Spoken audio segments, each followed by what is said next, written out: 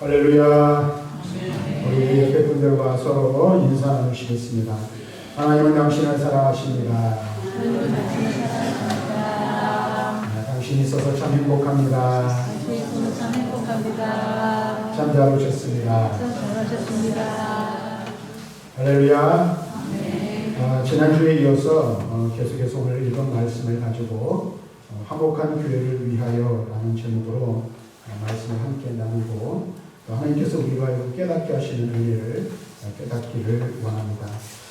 지난주에 서로는 그런 말씀을 드렸습니다. 우리를 가장 힘들게 하는 것, 다시 말하면 우리를 행복하게 하는 것, 혹은 우리를 불행하게 하는 것은 무엇인가 라는 말씀을 드렸습니다. 그것은 다름 아닌 함께하는 사람과의 관계가 우리를 힘들게 하기도 하고 또는 행복하게 하기도 하고 불행하게 하기도 한다는 말씀을 드렸습니다. 그렇죠. 우리의 가장 큰 문제, 가장 많은 문제는 바로 사람과의 관계 속에서 오는 것임을 알 수 있습니다. 남편 때문에 힘들고 또 아내 때문에 고통스럽기도 하고 때로는 자식들이 부모의 마음을 알아주지 못해서 부모의 마음을 힘들고 어렵게 할 때도 있습니다. 또 우리가 교회에 나오면 참 사랑이 넘치고 은혜가 충만해야 하는데, 그래서 교회만 오면 기쁘고 즐거워야 되잖아요. 그렇죠? 두 분만 그런 줄로 믿습니다. 다시 한번 교회 오면 기쁘고 즐거워야죠? 그래도 대답이 약하네요. 근데 우리가 이렇게 대답이 약할 수밖에 없는 이유는 교회 오면 예배드리는 게 즐겁고 성도들을 만나는 게 즐겁고 예배당이 다 오고 싶어서 생각이 나고 오고 싶은 그런 교회가 되어야 되는데 교회만 생각하면 진절이 나는 경우도 있어요. 목사 때문일 수도 있고 아무개 장로님 때문에 권사님 때문에 집사님 때문에 생각만 해도 꼴 보기 싫어가지고 교회 오는 것이 부담이 될 때가 있다. 주의를 빼먹을 수는 없고 쏙 찍어 나오긴 나오는데 누구만 보면 그냥 얼굴이 안색이 변해가지고 그럴 수 있다는 거죠. 근데 이게 다 뭐 때문에 그래요? 사람과의 관계 때문에 그렇다는 거죠. 우리의 관계가 올바르고 그 관계가 편안하고 참 그러면 좋은데 때로는 여러 가지 일들과 사정과 형편들 때문에 이 관계가 틀어졌어요. 그 관계 때문에 오는 불편함과 그 관계로의 불편함 때문에 오는 불행한 마음들이 있다라는 거예요. 그런데 성경은 우리에게 무엇을 가르쳐주고 있고 예수님께서 우리에게 말씀하시는 것은 무엇이며 또 주의 사도들을 통해서 우리들에게 들려주시는 말씀은 무엇인지 우리가 곰곰이 생각해 보아야 한다는 것입니다. 성경은 우리에게 무엇을 말하고 있습니까? 성령의 하나되게 하신 것을 힘써 지켜야 할 공동체다. 바로 그 교회 공동체라는 사실을 우리에게 말씀을 주고 있습니다. 화평을 이루고 화평을 도모하는, 그래서 화평한 공동체를 이루기 위해서 우리 모두가 부르심을 받았고 그 일에 우리가 쓰임 받아야 한다는 사실을 성경은 우리에게 말씀을 주고 있다는 거예요. 성령께서 이미 우리를 하나 되게 하셨어요. 화목한 공동체로 우리 교회를 만드시고 우리 이 화목한 교회 공동체로 저와 여러분들을 부르셨다는 거예요. 그래서 우리는 주님께서 우리를 화목한 공동체로 부르시고 세우신 이 공동체를, 화목한 공동체를 성령 안에서 성령의 능력을 따라 온전히 지켜나가는 것. 이것이 바로 저와 여러분들에게 주어진 사명 중에 하나라는 사실을 성경은 말씀해 주고 있다는 겁니다. 자, 그렇다면 우리가 어떻게 화목한 교회를 이루며 성령이 하나 되게 하신 것을 힘써 지키는 교회 공동체를 만들어갈 수 있을까? 지난 시간에는 앞에 있는 말씀을 가지고 작은 자를 귀하게 여기는 눈이 우리에게 필요하다는 말씀을 드렸어요. 생각이 바뀌어야 된다는 것, 겸손해져야 된다는 것, 자신을 낮추어야 한다는 것. 어린아이 하나에 한 사람을 예수님께서 세워놓고 이 어린아이와 같은 자신을 지극히 작은 자로 여기는 그 사람, 자기를 겸손함의 자리로 인도하는 그 사람이 천국에서 큰 사람이다 라는 말씀을 통해서 우리 모두가 겸손하여 작아지는 자가 되어야 한다는 사실을 말씀해 주고 있어요. 그렇죠. 교회에 일어나는 크고 작은 많은 문제들 또는 공동체 안에서 일어나는 크고 작은 문제들의 가장 주된 것은 무엇이냐? 누가 그 자리를 차지하느냐? 누가 높은 자리에 앉고 높은 지위를 차지하며 누가 더 섬김을 받는가? 이것이 바로 어쩌면 우리들의 문제인지도 모르겠어요. 교회 안에서 일어나는 다툼 중에 하나도 그런 것들이죠. 그런데 예수님께서 이것을 반대로 우리에게 말씀하시고 우리의 생각을 예수님의 생각, 우리의 초점을 예수님의 초점에 맞춰야 할 것을 말씀해 주고 낮아지는 자가 되시기를 바랍니다. 겸손한 사람들이 다 되시기를 주님의 이름으로 간절히 축원합니다. 아멘. 자, 그렇다면 오늘 이제 우리가 읽은 이 본문의 말씀 49절과 50절의 말씀에서 또 다시 예수님께서는 우리의 생각을 바꿔야 할 것을 말씀해 주고 있어요. 제가 어렸을 때, 그러니까 중학생 정도 때였던 것 같아요. 인상 깊게 본 영화가 있습니다. 영화를 참 제가 보는 걸 좋아하거든요. 근데 이 인상 깊게 본 영화, 기억에 지금도 남는 영화가 아주 오래된 영화인데 하나는 십계라는 영화예요. 그래서 지금도 기억에 남는 게 모세가 지팡이를 들고 홍해바다를 탁 가리킬 때 홍해바다를 탁 갈라지는 이런 것들이 기억이 나요. 또 하나가 어떤 거는 배너라는 영화가 있어요. 여러분들 혹시 보신 분들 계신가요? 1959년 작품인데 지금도 이게 재개봉이 되어서 얼마 전에도 이렇게 극장에서 개봉을 했습니다. 명화 중의 명화죠. 근데 이 영화 배너를 보면은 이 배너는 유대의 귀족인 배너와 그의 속국 친구인 로마의 총독 사령관이 되어 돌아온 예루살렘으로 돌아온 메살라의 감격적인 상봉으로 이 영화가 시작이 됩니다. 그렇지만 이 메살라와 배너의 만남은 그렇게 시작이 되지만 영화를 시작을 그렇게 하고 있지만 이 둘의 만남은 불행한 시작이 되고 맙니다. 왜냐하면 로마에 저항하는 무리를 색출하고자 했던 메살라가 베너에게, 유대의 귀족인 베너에게 자신의 친구로서 유대에 있는 반역자들을 색출하는 일에 협조해 줄 것을 요청을 하게 됩니다. 그러면서 말합니다. 만일 그렇게 하지 않으면 베너까지도 적으로 생각하겠다 라고 말을 합니다. 그런데 영화는 민족을 배반할 수 없었던 베너는 메살라의 제의를 거절함으로써 이 둘은 친구 사이에서 적으로 갈라서게 되어버리고 맙니다. 이 영화를 보면 뭐 내용은 그와 같진 않지만 메살라라는 사람은 세상을 악인과 적군 둘로 나뉘는 거예요. 내 편 아니면 적으로 강조해 버리는 거예요. 사람을 또는 어떤 일들을 이분화하는 전형적인 사람, 그 사람이 바로 메살라가 말할 수 있습니다. 그래서 로마를 위하지 않고 로마를 위하여 일하지 않는 사람은 모두 다 로마의 적이고 또한 자신의 적이라고 메살라는 생각을 하였습니다.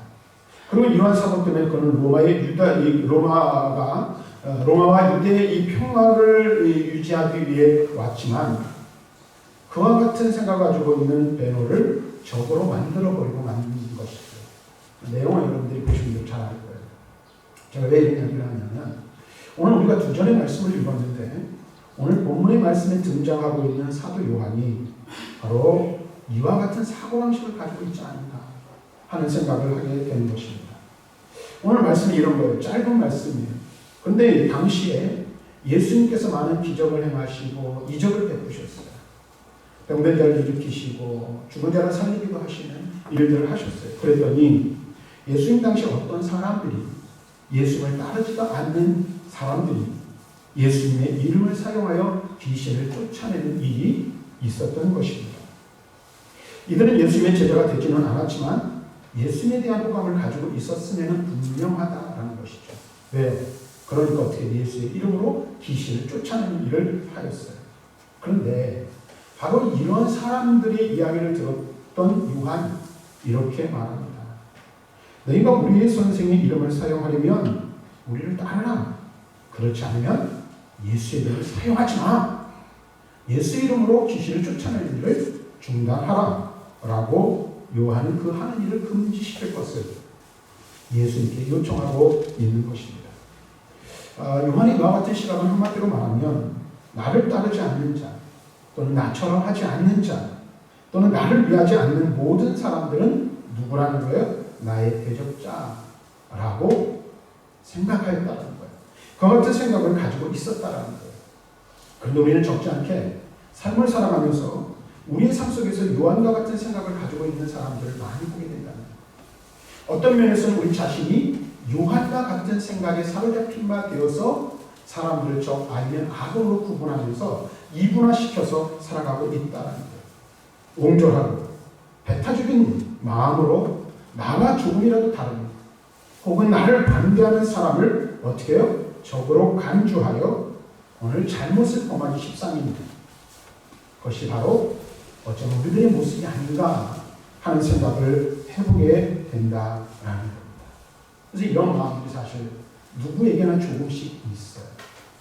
나를 반대하면 그냥 아예 적으로 돌려버리고, 저 사람 뭐하지 못할 사람, 상종하지 못할 사람으로 시부해버리고 더 이상 관계를 맺지 않고 그 관계의 회복이 영원히 되지 않는 경우도 있다는 거예요. 그래서 어떻습니까? 많은 사람들에게 우리는 마음의 문을 닫습니다. 그리고 많은 사람과 대립하면서 살아가는 삶의 모습을 보이고 있기도 합니다. 어떤 때는 자신의 뜻과 취향이 같은 사람하고만 어울리는 거예요. 나랑 좀 맞고 내 말을 들어주고 나를 이해해주는 사람에게만 우리는 마음을 쓰고 마음을 열고 우리 어깨를 거기에 기대는 것을 우리는 종종 보게 된다는 것이죠. 그런데 여러분 보세요. 이와 같은 마음, 이와 같은 생각을 가지고 우리가 만약에 공동체를 이루어 간다면 그 모든 것들은 어떻게 해요? 화평을 이루는 공동체, 이미 화목하게 하신 이 아름다운 주님이 세우신 공동체를 허물는, 그리고 분쟁을 야기시키는 사람으로 서게 된다는 사실을 우리는 꼭 알아야 한다는 것입니다. 그렇죠? 내 생각과 다르면 적으로 삼아버리고, 나와 생각이 다르면 저 사람 잘못된 사람이라고 여겨버리고, 그렇게 마음의 문을 닫고 교제의 문을 닫아버린다면 화목한 공동체를 이루는 일은 기대하기가 어렵다는 것이죠. 아니, 오히려 하나된 공동체를 허무는 일들을 위하여 그와 같은 사람들이 사용되어지기 십상이라는 것입니다. 그러나 오늘 예수님께서는 오늘 가지고 이 요한의 생각과 다른 생각을 가지고 계셨음을 우리는 말씀을 통해서 알 수가 있어요. 예수님께서 뭐라고 말씀하시는지 한번 들어보시기 바랍니다. 예수께서 이르시되 금하지 말라. 너희를 반대하지 않는 자는 너희를 위하는 자니라 하시니. 너희를 반대하지 않는 자는 너희를 위하는 자니라. 여러분 이 말씀에 주목하시길 바랍니다. 너희를 반대하지 않는 그 사람은 너희를 위하는 사람이라. 다시 말하면 예수님의 마음은 나를 대적하지 않는 사람은 다 나를 위하는 사람이다 라는 뜻입니다. 즉 나를 대놓고 적대시하는 사람을 제외하고는 대부분의 모든 사람들이 다 내 편일 수 있다는 사실을 말씀해주고 있는 것입니다. 사실 그렇죠. 사람이라는 게 그렇잖아요. 여러분들 여기서 똑같은 사람이 있습니까? 한 사람도 없어요. 저는 늘 자주 말씀드리지만 살아온 삶의 방식보다도 가지고 있는 재산의 유무라든지 지식의 유무라든지 지금 살아가고 있는 삶의 형편이라든지 환경이라든지 이 모든 것. 근데 우리가 공통점을 가지고 있다면 그것은 오직 하나예요. 오늘 우리가 이 자리에 모여서 한 교회를 이루고 하나의 공동체를 이루고 있는 가장 중요한 것은 무엇입니까? 예수의 이름이 있는 줄로 믿습니다. 예수의 이름 때문에 우리가 여기 왔잖아요. 예수 그리스도의 이름으로 구속함을 받아 하나님의 거룩한 백성이 되었고 하나님의 자녀가 되었어요. 그 안에서 구속받은 하나님의 언약의 백성이 되어 우리가 이곳에 나와서 살아계신 하나님을 예배하고 예수의 이름으로 간구하며 공동체를 이루어가는 거예요. 이 사실을 잊지 말아야 돼요. 그래서 우리 모두는요, 어떤 면에서 예수 이름이라는 그 예수 이름의 공동체를 빼놓으면요, 똑같은 것이, 똑같은 사람이 단 한 사람도 없고요, 같은 마음을 가지고 하나됨을 이룰 수 있는 어떠한 면도 없을 수 있다는 것을 알아야 돼요. 이것을 먼저 우리는 기억하고 인정해야 하는 것입니다. 나와 다른 사람들이 너무나도 많이 있습니다. 코드가 맞지 않을 수도 있다는 거예요. 생각이 다를 수 있어요. 가지고 있는 어떤 관념이나 사상들이 다를 수도 있어요. 근데 더 중요한 것은 무엇이 또 다릅니까? 사람들의 믿음의 편차가 있어서 믿음의 분량들이 다 다를 수 있다는 거예요. 나보다 믿음 좋은 사람이 있을 수 있고 나보다 믿음이 연약한 성도들이 교회 안에 존재한다는 사실을 우리는 알아야 한다는 거예요. 그런데 보세요.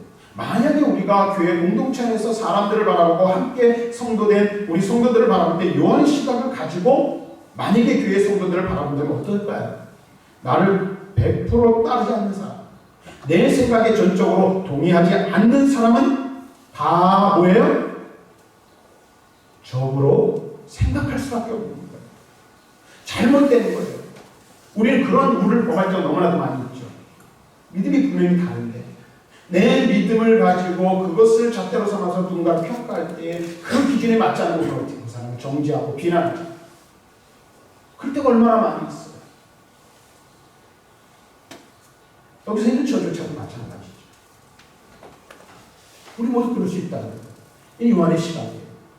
그러나 예수님의 생각, 예수님의 시각은 달랐음을 우리는 분명히 알아야 합니다.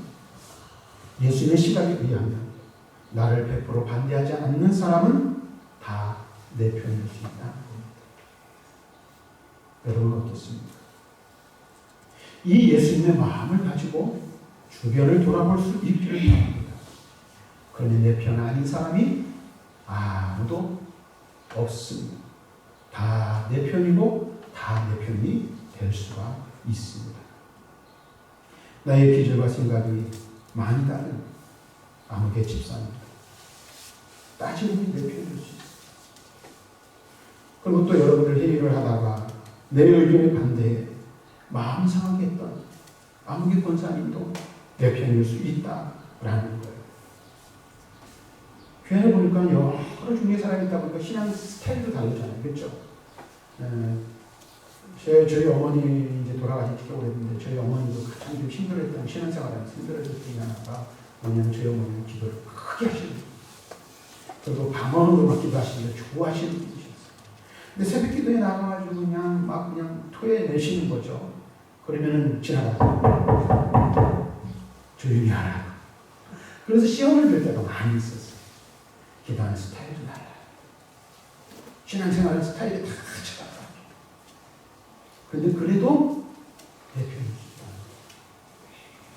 여러분들 내 의견에 반대해 내 마음을 상하게 한 그 사람이 내 편일 수 있으면 얼마나 좋겠습니까?